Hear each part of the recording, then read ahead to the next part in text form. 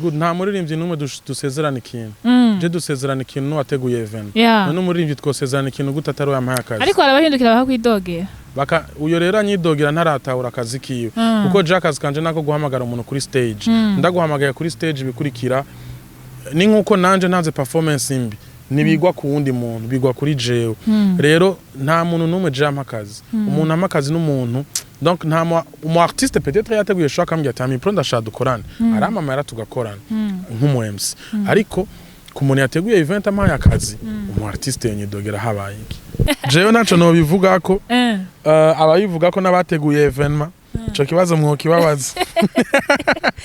Oyaduha amakuru make. Kandi zireza kubiza. Na makuru namwe mfise. Wa makuru yose ahubwo ni ubuyafise ni wowe. Abateguye evenement mwe mukuye kwegera. Bari impande yanyu. Mubabaza.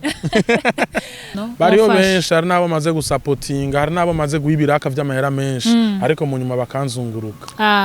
Kandi bariyo. Ngaha nyene mu Burundi. None barakomeje gukora neza cyane. Nabandanije nshigikira kuko iyo umuntu uri kuramushigikira, jari n'abantu mpora mpana ama deal. Ati iyi deal ndaguhaye genda uyikore gutya na gutya. Ugasanga après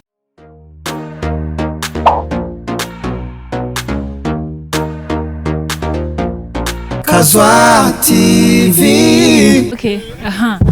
yes, reka tubaramutse tubifuriza ibihe byiza mwe muri ko muradukurikirana ni Kazwa TV tubashimire cyane abantu mwese mumaze kugira subscribe mumaze kupartager ibiganiro twakoze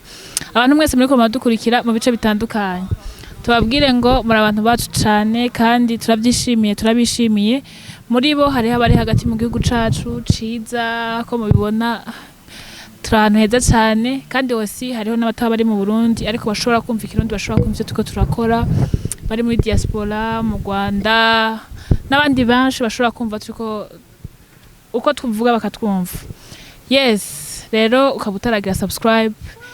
nakanya ka kugira ngo ubikore hama osi ukaba utarapartage ibiganiro wumvise cyaka kuryoheye kabona hari sho ushoboye gukuramwo turagusaba just gusa ugire partage kugira ngo gishikire benshi bashoboka. Kuri micro rero muri kumwe na Mignon nkuru nziza. No munsi tubafitiye umutumire adasanzwe. Abenshi muramuzi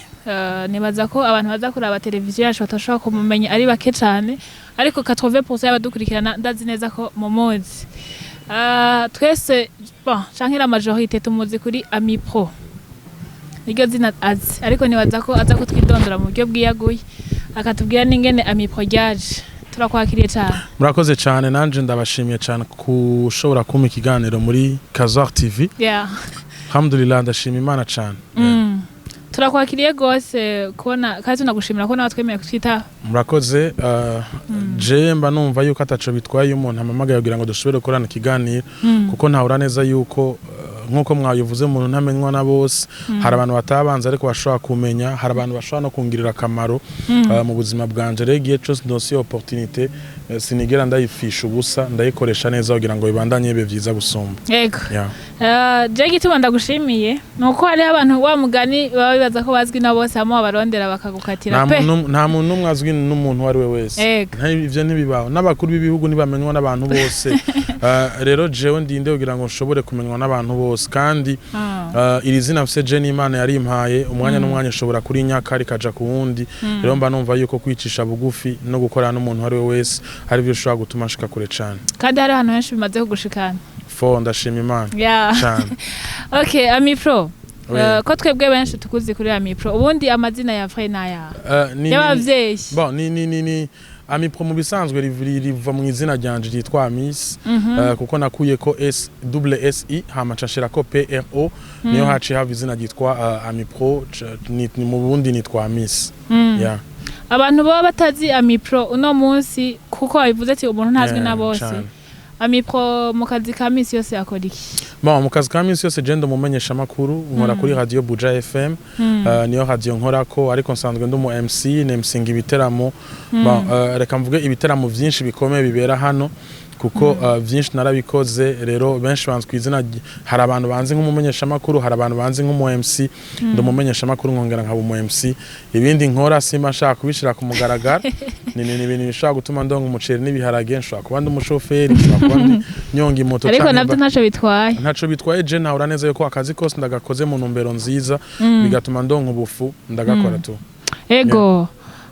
turahije kutubwira ko uri umumenyesha makuru ko amemta mugabo benshi nibaza ko bakuzi kuwo misaba kunda kuraba ama media alinye canke ama réseaux sociaux nibaza ko baza kubona arabakumva ku radio bien sûr mugabo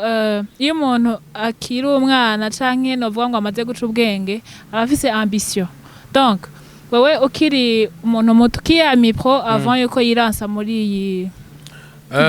AMIPRO n'umwana nk'abandi yavutse nk'abandi ku mezi 9 yavutse afise ishaka ryo gukora no gushobora kwibeshaho of course hama n'umwana yakuza akunda gukina umupira atigeze abona yuko ibi bintu bishobora kumuhira ariko n'umwana yakuza akunda guslama amaslama ari navyo vyatumye no mushaka kugeraho ngeze kuko je natanguye gukina football nari nzi yuko ari byo bizombeshaho mu nyuma ninja muri domaine ya slam ndatangura guslama ama poem batangura kuntumira ku radio ubundi ibintu vyaje aho je nagenda ku radio nk'umutumire bantumira hama umuntu twakorana ikiganiro acagira amahirwe yo kuja kuba no gukora Dubai baca bavuga ati nta wundi muntu twifuza dushaka wa wundi nyene yahora tumira abari azarakora ikiganiro bitangura gutyo hari muri 2013 bananguye akazi k'umwuga w'ubumenyesha makuru nakora kuri radio télé Renaissance benshi barayizi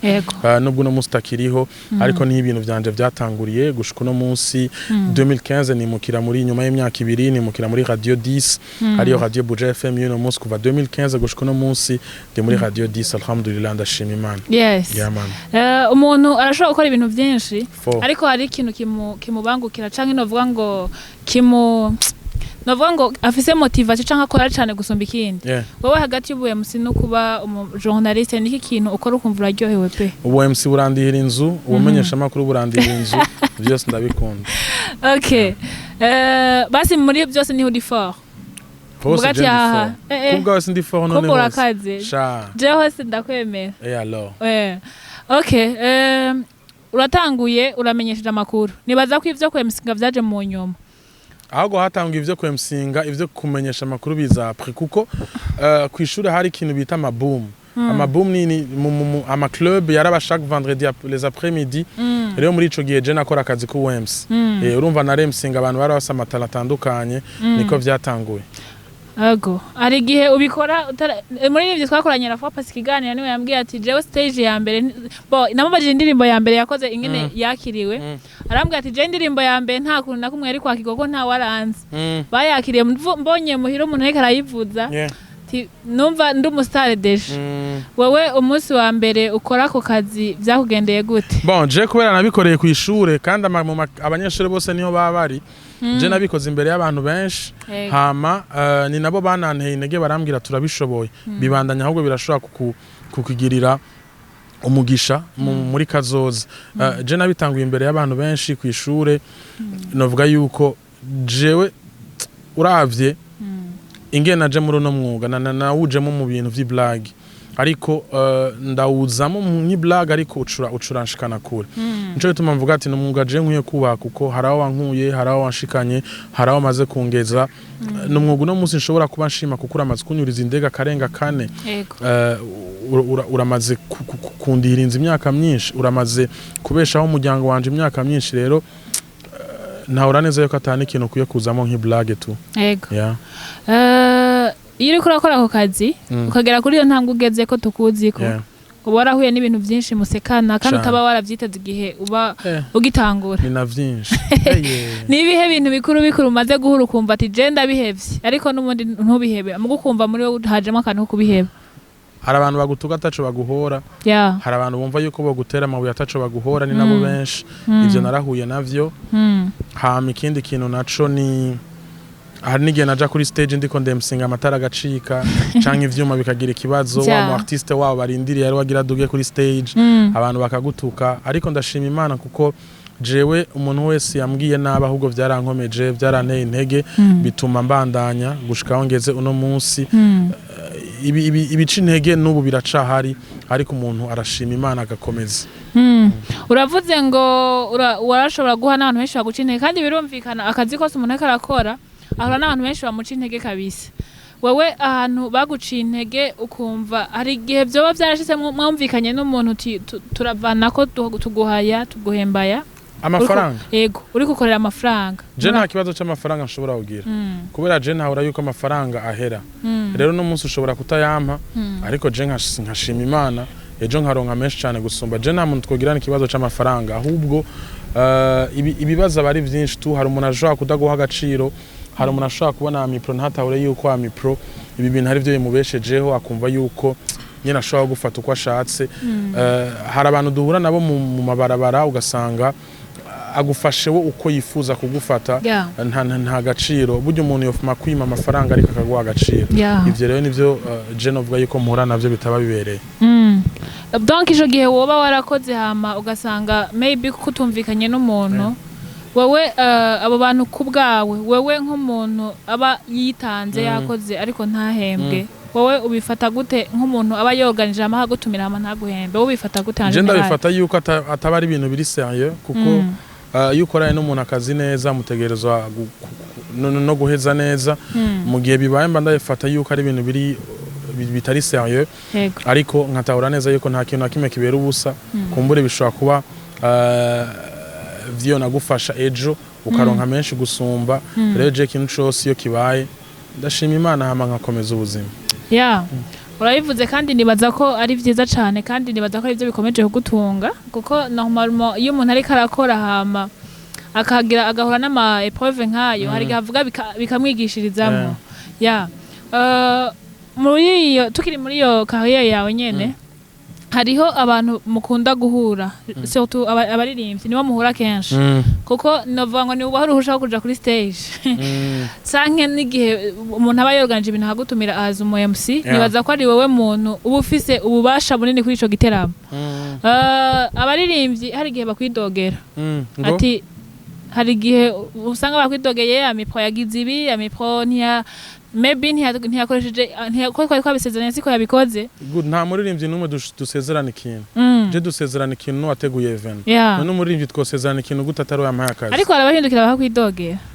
uyo rero anyidogera ntaratahura akazi kiwe kuko je akazi kanje nako guhamagara umuntu kuri stage ndaguhamagaye kuri stage bikurikira ni nkuko nanje ntanze performance imbi nibigwa ku wundi muntu bigwa kuri jewe rero nta muntu numwe jampa akazi umuntu amakazi n'umuntu donc nta umu artiste peut-être yateguye shaka mbya AMIPRO ndashaka dukorana aramamara tugakorana nk'umu MC ariko ku muntu yateguye event amaye akazi umu artiste yonyidogera habaye iki haryo usanga avuga ati maybe nk'ubunye urabona hari ibintu bavuga ngo ugasanga ngo umuntu ngo ntimuhuza ugasanga nk'ibi nka show baba bateguye umuntu wese nuwo je nta muntu tudahuza kwanza nuwo tutoba duhuza hageze umwanya wo gumuhamagara kuri stage no muhamagara ndibaza nimba uza mu ma evenement mba ndumu MC umuntu wese hari n'umuntu mvuga n'amateka ugasanga ndanavuze na yandi uramwandikishije yandi mateka n'ibindi binarenze rero umuntu azokuvuga ukone azoba ataritahura ni kuri kw'Imana dufate ko kuvuga nabi bose abantu bataritahura umoya mvuze kuri ico arikurambaza c'umuririmbyi ngo akanyidogera apre uyo muririmbyi abataritahura kuko umuririmbyi wese aza kuri stage afise programme yiwe ati performinga uyu mwanya eske uyo mwanya ashitse noreka kumuhamagara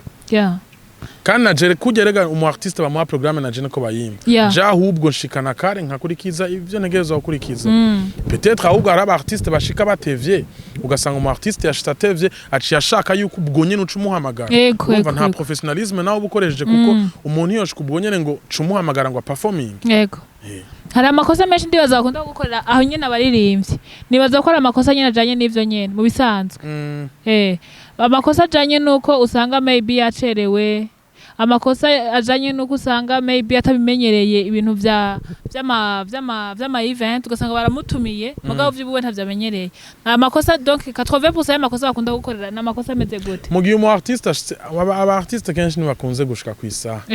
bon si bose hari abantu badashika ku masaha hari n'abandi bashika ku masaha ariko ujya muhungu twariganye asigaye ari umubosi nico gituma ariko arakugora ubazwe yibera mu Bufaransa araboneka nariko ndavuga rero yuko kenshi aba artiste ntibaza ku mwanya hari abantu baza ku mwanya hari n'abantu bataza ku mwanya hari n'uwundi aza ku mwanya unashima ariko akacabona ingene ikirere kimeze cya show akacubwira ati ndagusavye cushira haje ku wundi urumva nawe ntucu uhamushira kuko ubu ufise programme utegerezwa gukurikiza uragitahura rero utwo nitwo tugorane tubatse ino ibindi byose abari sawa. Okay. Yeah man. Tugushimire cyane kuri izo nyishu ko abantu ko ndibaza ko ari ibintu bakunda kugira ibibazo nk'ivyo kandi ibibazo usanga kanshi usanga ari ibibazo bitusha ku bantu benshi 80% y'abantu babona MC kuri MC AMIPRO kuri stage. Bewe wibaza yuko iyabo no munsi tuvugisha ukuri. Ayo makosa yose aba nokora ajya amasho yose mubona. Oya kwezi. Hariho igiteramo heruka kuba uri mu MC uheruka kurongora tabonetsemwo novuga ngo utuntu twinshi apana ku MC. Oya apana ku MC. Wewe azi mu MC bivuga kwiki? Jewe naco no bivuga ko abayivuga ko nabateguye evenement cyo kibazo mwokibabaza. Oya duha makuru make kandi zireza kubiza na makuru namwe mfise wa makuru yose ahubwo ni ubuyafize ni abateguye evenement mwe mukuye kwegera bari impande yanyu mubabaza. Nibaza ko aza ku niyatwemera waza kumuduha je ndamubasabira sindamubaha ndamubasabira je nta muntu numwe ndazusabye ko yokwemera ndasaba nkasaba nkuko namwe musaba yega je ndumuntu asanzwe ndumuntu ari simple ndumuntu aganira n'abantu bose sinokureka gufasha service umuntu kuko I know yo navuye ndazi ivyo naciyemwo ndazi yuko hatari heza gusumba rero no musi ndonse opportunity why no ikoresha nawe reka dusabikanye dushikane kure kandi baza kugeze ku rwego rwaho ngira ngo uwo buri mu batsinzi uri umuntu wa mbere yorganiza ibintu n'ijwi ryawe je kera nkikumva ku radio nashaka kubona umuntu yitwa AMIPRO nikaje abantu babona umengo ufise ijwi nk'iry'umuntu muto ariko ndi muto reka umuntu wa kera. Okay, none ga AMIPRO wewe urafise batoyi bawe ndafise batonya ndafise bakuru bariko begzersa muri carrière yawe. Oya baraciga nabo urumva sinoca ndababwira ngo mukurikiza ivyo je nakoze. Oya umwe wese afise ivyo akora nkuko example je mukuru wanje akina muri equipe nationale y'u Burundi ya football akina mu ntamba mu rugamba ni capitaine wa Flambeau du Centre. Okay. Nta naho bisabisane jewe ndumumenyesha makuru ndumuMC mutonya wanje ashaka kuvuga ati je nshaka kuba dufate nko mu cameraman ubundi akavuga ati je nshaka kuba mu docteur sinshobora kubinjirira mu kazi kabo cyane mu byo bifuza gushikako ahubwo je nahura neza yuko ikintu cyose ugikoze neza kirashobora kwinjiriza nkuko je ndashobora kwinjiza par exemple ndashobora kwinjiza amahera dufate umudocteur hatoronka cyangwa umwigisha hatoronka bivana gusa n'ingene nakoze ibintu vyanje. Oya nariko ndavuga batoyi bawe muri carrière ya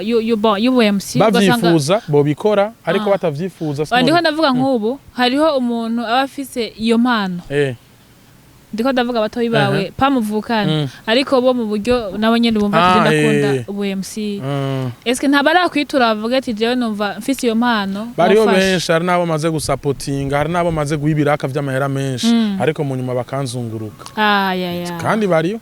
ngaha nyene mu Burundi none barakomeje gukora neza canke nabandanije nshigikira kuko iyo umuntu uri kuramushigikira jari n'abantu mora mpa n'amadil ati deal ndaguhaye genda uyikore gutya na gutya ugasanga après 2 jours canke 3 jours umuntu ntariko arashigikira cyane vyama vyabaye.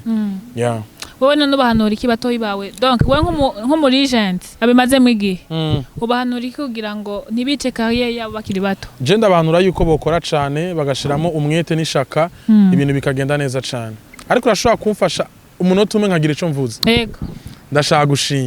gushimira World Beach aha turi hitwa kuri World Beach ni kibanza ciza ngira abantu banavyumvise igihe wateguye igiteramo ca The Ben yareka arabivuga yavuze yuko kino kibanza ari kibanza ciza ni kibanza gifasha aba artiste n'ukuri mu buryo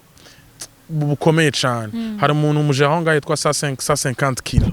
urumva cha 105 kilo niko bica nkarenze oya aranakaze cyane rero arashigikira n'ukuri hama habera ama event menshi y'aba artiste y'umu artiste aje kubitura baramufasha jemba numva yuko dushobogira uyo mutima wo gushigikira haje aba journaliste barenga 30 World Beach yavuzwe ni ikintu ciza kandi cyo gushima abantu baraza kubona amafoto baraza nibo bantu bafise piscine ya mbere nziza bafise parking nziza bafise ibintu vyose vyiza cyane ndabashimiye rero fo okay natwe reka tugushimire kuko normalement urinze nibaza ko ari nawe wateguye iyi press conference y'abamenyesha makuru sinegura wewe n'ubundi uza nka jenza nk'abandi umuntu ashaka kuduhisha amakuru menshi bareka en fait mu Burundi utangiye kuvuga nije nakoze iki kintu uri kuri ariko aho ugeze utegereza kuhemera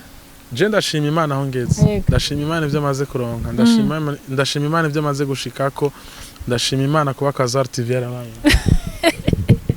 we kazi TV imenye ari ga AMIPRO kazi TV nayimenye kera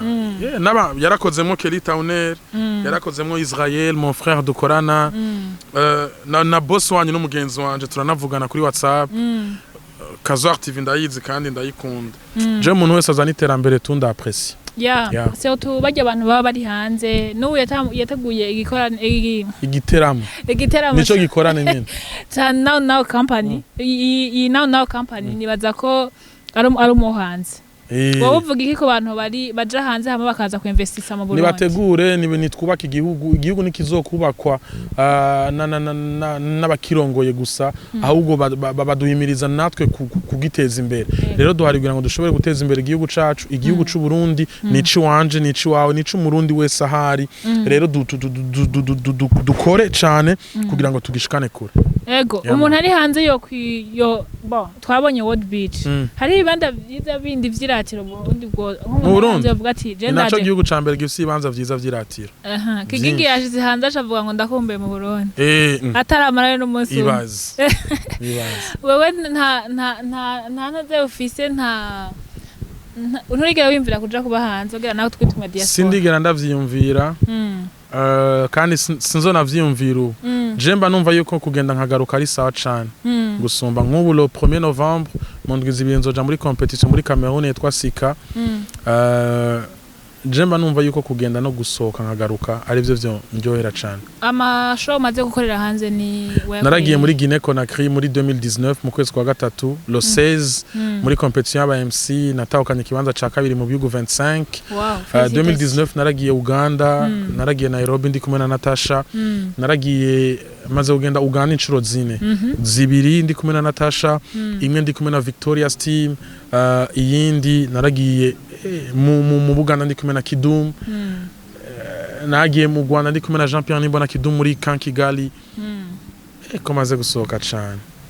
ndashima Imana ariko nirihe tandukaniro wabonye ibyo gukorera mu Burundi no gukorera mu hanze yacu nta tandukaniro rihari abandi gusabishiramo amahera menshi n'amakampani agasponsoriza cyane mu gihe twebwe impano ziyara reka ata amafaranga menshi arimo yamana niki wohamagarira abantu borganiza ibiteramo nk'umu MC wovuga ati nk'abantu borganiza ibiteramo bari bakwiye kumera guke nibabitegure ku bwinshi biyumvire cyane abana b'igihugu hama bashire mu buryo bwinshi bushobora gutuma abantu bitaba cyane ivyo biteramo ariko kandi biba professionnel cyane gusumba niki kintu MC